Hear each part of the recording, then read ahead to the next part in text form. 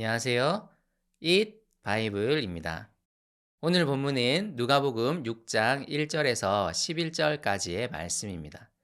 먼저 오늘 본문을 읽겠습니다. 한 안식일에 예수께서 밀밭 사이로 지나가시게 되었다. 그런데 그의 제자들이 밀 이삭을 잘라 손으로 비벼서 먹었다. 그러자 몇몇 바리새파 사람이 말하였다. 어찌하여 당신들은 안식일에 해서는 안 되는 일을 합니까? 예수께서 그들에게 대답하셨다. 다윗과 그 일행이 줄였을 때 다윗이 한 일을 너희는 읽어보지 못하였느냐? 다윗이 하나님의 집에 들어가서 제사장들 밖에는 먹어서는 안 되는 제단빵을 집어서 먹고 자기 일행에게도 주지 않았느냐? 그리고 예수께서 그들에게 말씀하셨다. 인자는 안식일의 주인이다. 또 다른 안식일에 예수께서 회당에 들어가서 가르치시는데 거기에는 오른손이 오그라든 사람이 있었다.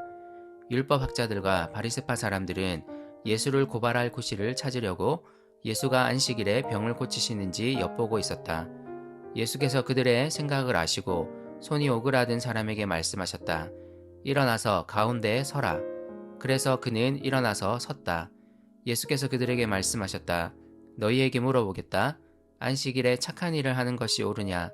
악한 일을 하는 것이 옳으냐? 목숨을 건지는 것이 옳으냐? 죽이는 것이 옳으냐? 예수께서 그들을 모두 둘러보시고서 그 사람에게 명하셨다.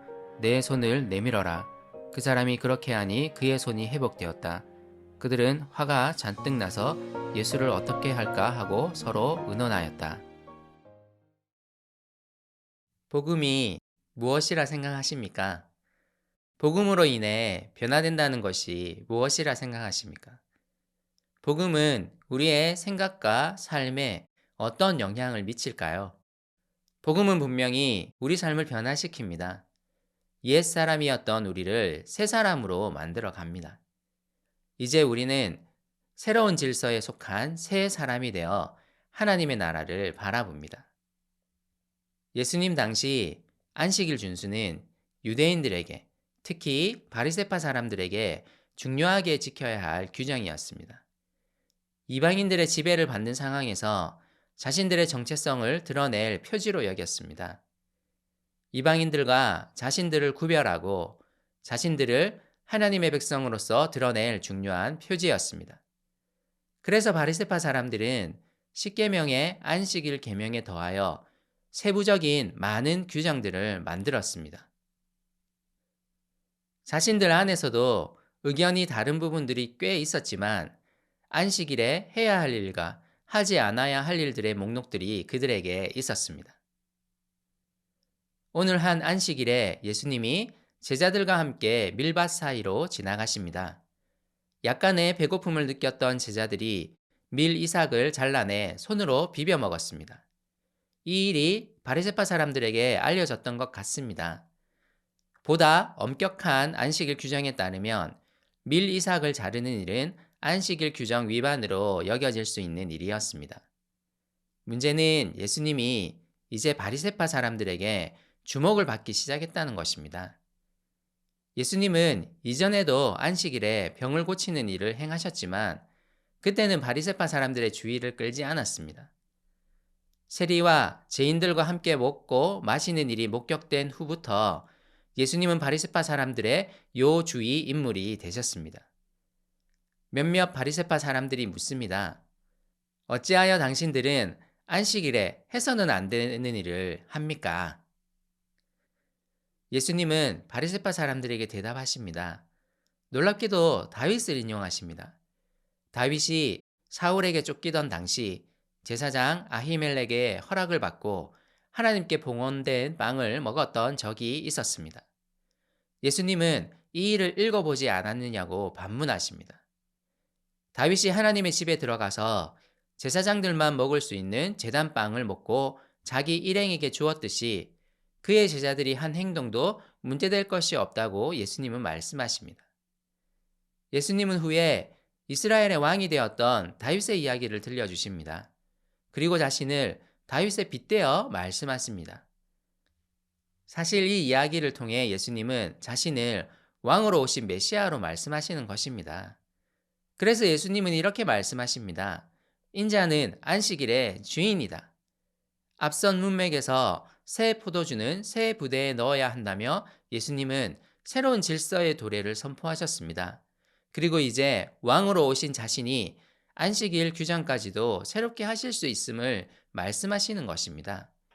옛 안식일 규정에 매여 있는 바리새파 사람들을 향해 이제 새로운 질서가 왔음을 말씀하시는 것입니다.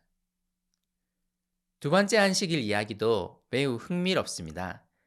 예수님은 안식일에 회당에 들어가서 사람들을 가르치십니다. 거기 마침 오른손에 장애를 가진 한 사람이 있었습니다. 예수님은 이제 정말 율법 학자들과 바리새파 사람들의 확실한 요주의 인물이 되었습니다. 이들은 예수님을 고발할 구실을 찾으려고 이 장면을 엿보고 있습니다. 예수님은 그들의 생각을 아셨습니다. 하지만 그는 엿보는 그들 앞에서 보라는 듯이 손이 오그라든 사람을 일어나게 하시고 사람들 가운데 서게 하십니다. 그리고 회당 안에 있는 사람들을 향해 묻습니다. 안식일에 착한 일을 하는 것이 옳으냐? 악한 일을 하는 것이 옳으냐? 목숨을 건지는 것이 옳으냐? 죽이는 것이 옳으냐? 예수님은 지금 바리새파 사람들을 향해 노골적으로 말씀하시는 것입니다.